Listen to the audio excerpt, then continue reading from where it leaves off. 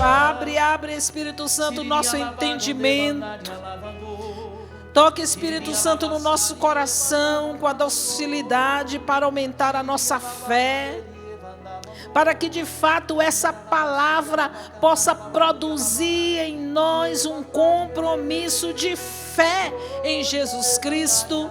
Vem, Espírito Santo de Deus. Obrigada, Senhor, porque derrama sobre nós o teu Espírito. Bendito seja. Seja bem-vindo, Espírito Santo de Deus. Marca-nos, sela-nos, Espírito Santo de Deus. Assiste-nos nesta hora. Evangelho de São Marcos, capítulo 6, versículos de 45 a 52.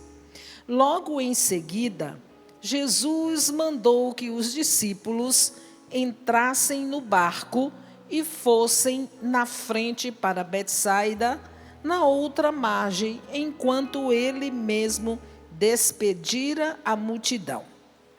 Depois de os despedir, subiu a montanha para orar. Já era noite, o barco estava no meio do mar e Jesus sozinho em terra. Vendo-os com dificuldade no remar, porque o vento era contrário, nas últimas horas da noite, foi até eles, andando sobre as águas, e queria passar adiante. Quando os discípulos o viram andar sobre o mar, acharam que fosse um fantasma e começaram a gritar. Todos o tinham visto e ficaram apavorados. Mas ele logo falou: coragem, sou eu, não tenhas medo. Ele subiu no barco, juntou-se a eles e o vento cessou. Mas os discípulos ficaram ainda mais espantados. De fato, não tinham compreendido nada a respeito dos pães. O coração deles continuavam endurecido. Meus amados irmãos, esta passagem bíblica fala de todos nós. Primeiro porque o objetivo mesmo é produzir em nós esse compromisso de fé em Jesus Cristo, na pessoa de Jesus Cristo, que é Deus.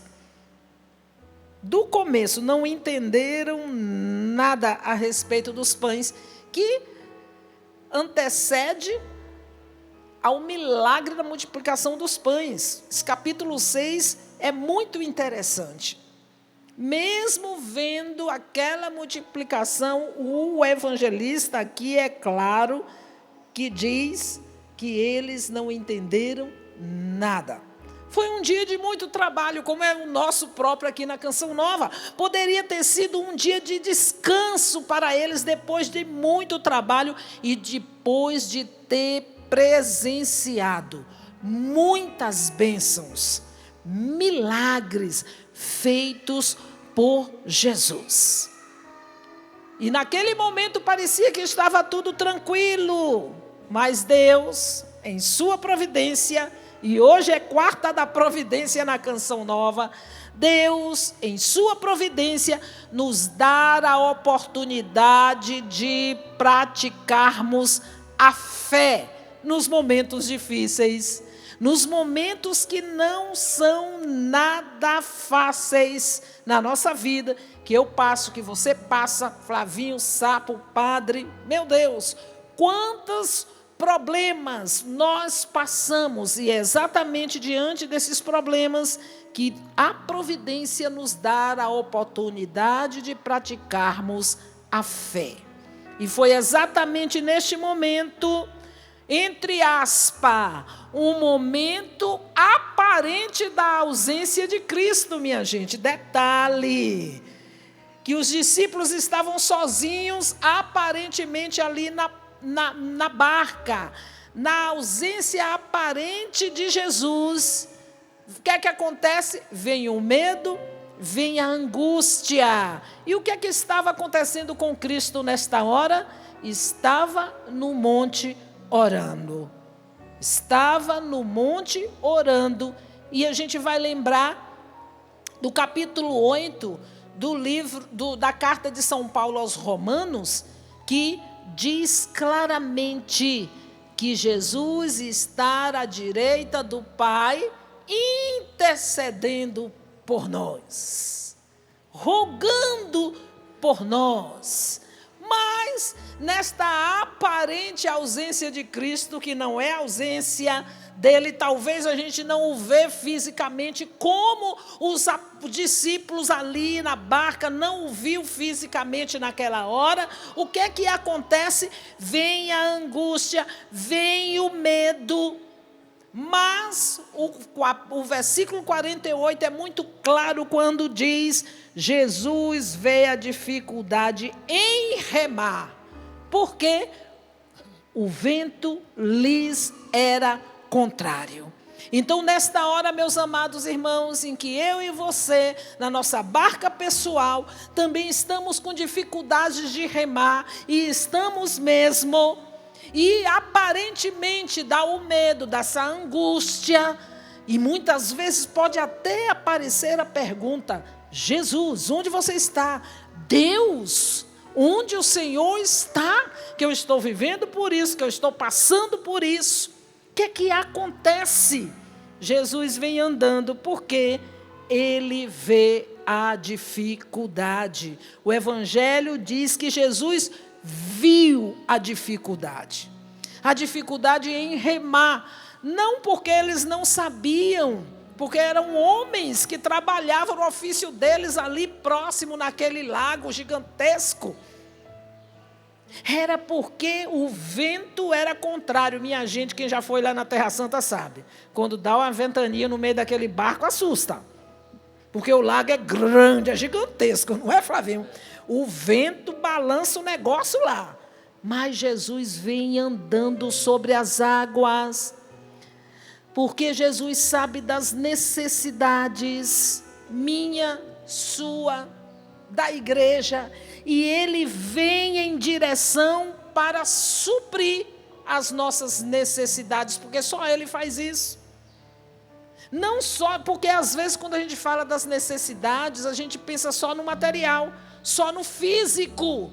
Mas não vamos elevar a nossa experiência e busca com Deus. O físico e o necessário é o de menos para nosso Senhor. Mas quando ele vem, eles gritam de medo. Minha gente, eu fiquei pensando na cena. Eles gritam de medo porque pensava que Jesus era um fantasma. A situação ficou pior. Primeiro, o vento balançando aquele barco lá no meio do mar da Galileia. Segundo, vem Jesus, mas não reconhece, pensa que é um fantasma. Imagina uma ação sobrenatural no meio do mar, numa ventania, o medo e o pavor. Ficou pior a situação. Não reconheceram Jesus. E muitas vezes, meus amados irmãos, por não termos maturidade o suficiente espiritual, nós não reconhecemos Jesus também no meio das nossas tempestades e ventos contrários, principalmente quando esses ventos contrários é no interior, é nas nossas crises pessoais. As crises pessoais é um vento contrário que pode afundar o nosso barco. E muitas das vezes nessas crises pessoais, nessas situações, por falta de maturidade, nós não reconhecemos que Jesus está no controle. E Jesus vai que passa adiante. Eu acho que quando Jesus fez esse gesto de passar por ele e pelo barco no meio da tempestade, aquela gritaria, aquele bando de homem gritando: é um fantasma, vai me pegar. Imagina a cena. E Jesus passa calmamente, parecendo que vai passar adiante. É para dizer assim: olha, eu estou aqui, à frente. Eu sou à frente dos problemas, eu sou à frente das tempestades, eu sou à frente da tua crise, eu sou à frente, eu tenho o controle. Aí Jesus fala, calma, calma. A palavra diz, coragem, sou eu, não tenhas medo. E quando Jesus diz, sou eu, vamos lembrar que Deus se apresentou assim para Moisés, que também estava morrendo de medo. Naquela manifestação sobrenatural da presença de Deus, porque Jesus é Deus. Aí, como o Flavinho falou no início do programa, Jesus entra no barco. E quando ele entra no barco, o vento para. E para nosso espanto, os discípulos ficaram mais espantados ainda, quando o vento parou, minha gente. Ficou mais assustado, mais espantado ainda quando o vento parou. E a palavra diz que o coração deles estavam endurecidos. Eu fiquei em choque, Padre Alessandro, nessa parte. O coração estava endurecido, minha gente. O coração endurecido é resultado de uma fé imatura, insensível. E por isso perde o discernimento espiritual. E o pecado que faz endurecer o nosso coração, o orgulho, a soberba, enfim. Tantas e tantas realidades. E um ponto interessante. Marcos aqui não cita que Pedro foi ao encontro de Jesus. Porque às vezes quando a gente lê a passagem que Pedro foi, não é? A gente para e fala, nossa, Pedro foi um homem de pouca fé, não é? E a gente esquece de nós, que também somos assim. E olha, minha gente, vendo tudo isso, o coração deles continuava, diz a palavra, endurecido. Socorro, Padre Alessandro, nosso Senhor, no barco, dentro do barco da minha vida, no barco da tua vida, o que é que nós estamos fazendo? O que é que está acontecendo comigo e com você? Ele está dizendo, calma, eu estou aqui. Mas o coração continua endurecido. Nós podemos correr o risco, não é, Flavinho? De estar exatamente como os discípulos estavam aqui. Viu os milagres, acompanhou as bênçãos, mas ainda o coração estava endurecido. Por isso não se espante se Deus te espantar. Exatamente. Ele precisava dar um espanto, dar choque. um susto, né? Dar um choque de realidade espiritual nos discípulos que haviam experimentado um milagre tremendo há poucos dias atrás. A multiplicação dos pães foi um milagre absurdamente grande. Qualquer milagre é absurdamente grande, mas você pode imaginar para aquelas pessoas uma multidão ali com fome. E Jesus faz o milagre de alimentar toda aquela multidão que passava de mais de 10 mil pessoas. E logo na sequência, ainda assim, como a Antonieta nos traz na palavra, o coração deles ainda estava endurecido. Assim como eles, eu e você precisamos muitas vezes levar esse choque. E qual é o choque que nós levamos de Deus? Deus apenas nos coloca na realidade. Ele faz a gente enxergar a realidade. Tem muita gente que está mergulhado numa tempestade, numa provação muito grande e não se dá conta de que Deus está com ela. E muitas vezes não vê a ação de Deus acontecendo, esquece de Deus e começa só a se lembrar do problema. Deus tem que dar aquele choque de realidade. Ele mostra a realidade nua e crua para se revelar ali em meio àquela realidade. Quem sabe é o que você está vivendo agora, nesse momento. Bendito seja Deus por isso. Porque a vida daqueles apóstolos mudou a partir daquela experiência com Jesus. Eles já não viam mais um fantasma. Aí já era o Senhor dos Senhores agindo na vida deles. Assim como Ele quer agir na minha e na sua vida no dia de hoje. Olha, eu vou dizer uma experiência para você que eu vivo no meu dia a dia. Não tenha medo da provação. Não tenha medo da provação. Não tenha medo. peça a Deus a graça da provação, porque Deus só prova aqueles que Ele ama. Tem muita gente que quer ser humilde, mas corre da humilhação. Ninguém vai ser humilde correndo da humilhação, porque não existe humildade brotando do nada. Assim como não existe fé brotando do nada, a fé brota da provação. Quanto mais provados nós somos, mais forte será a nossa fé. Por isso, não fuja da provação. Quando a tempestade chegar, gruda nas mãos de Jesus, como Pedro fez naquele momento em que ele afundou. E ele é um homem de fé, porque ele caminhou sobre as águas. Ninguém mais caminhou, só Pedro e Jesus. Ninguém teve coragem de ir, mas ele foi. Ele caminhou sobre as águas. E a sua humanidade, claro, estava latente ali. No momento em que ele afundou, ele não é que ele, naquele momento a sua fé acabou. Ele fraquejou na fé, diz Jesus. A fraqueza na fé faz parte da vida humana, do nosso cotidiano.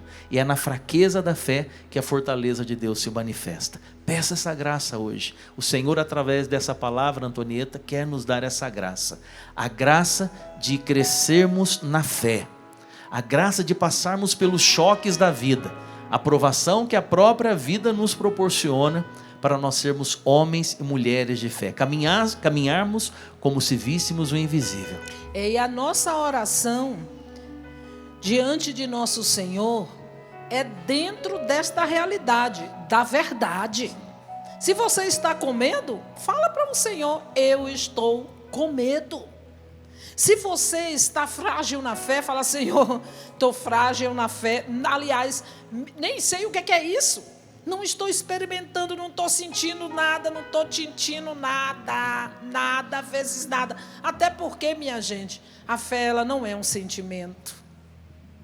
É essa experiência de se lançar, sabendo que está caindo nos braços de nosso Senhor. É com a verdade do que está passando, do que está vivendo. A verdade, qual é a sua verdade diante de nosso Senhor no dia de hoje? Como você está vivendo? Você está sentindo esta aparente ausência de nosso Senhor? É uma aparente ausência. Talvez no teu coração fala: nossa, mas por que eu estou sofrendo? Por que eu estou passando por essa situação? Deus esqueceu de mim? Não. É impossível Deus esquecer. Sim. É impossível. Nosso Senhor está à direita do Pai, intercedendo por mim e por você, como Ele estava naquele monte em oração, diante do Pai e vendo a aflição dos discípulos. Esta citação também mexeu muito com o meu coração, Flavinho. Sim. Porque o Senhor, Ele está vendo o que eu estou vivendo. Ele está vendo o que eu estou passando. Ele está vendo o que você está vivendo, o que você está passando. E Ele está vindo em direção. Esse versículo 48, ele é revelador. Ele revela que Deus só ajuda quem sai da acomodação. Amém, eu creio. O versículo 48 diz isso: vendo-os, ou seja, vendo a eles, vendo-os com dificuldade no remar. Eles estavam remando. Eles não estavam parados dentro do barco esperando o barco afundar. Estavam remando, fazendo a parte deles. Hoje, eu e você precisamos nos levantar de toda a acomodação para que Deus nos ajude. Deus só ajuda quem trabalha. Deus só ajuda quem sai da sua acomodação e luta. Porque na nossa luta, Ele é mais que vencedor e Ele nos dá a vitória. E é Ele que vem ao nosso encontro. Ao ouvir esse sino, anunciando, não é um fantasma, é o Rei, é o Senhor dos Senhores. Fique em pé. E eu quero convidar você já a aplaudir esse Deus poderoso, o Deus que acalma os ventos e as tempestades. Ele que é digno de toda a honra e toda a glória. Ele é o Deus todo-poderoso. Aplauda com mais força o nosso Deus. Ele está vendo o seu esforço. Ele está vendo o seu remar nesse mar da vida. Ele está entrando no barco da tua casa, da tua família, nessa tempestade, nessa tribulação que você está enfrentando, para conceder a você a vitória. Diga a Ele: eu creio, Senhor. Eu creio, que Tu és o Senhor da minha vida. Que Tu és o Senhor da minha vida. Reina, Senhor, na minha vida. Reina, Senhor, na minha vida. Podes reinar, Senhor Jesus, ó sim.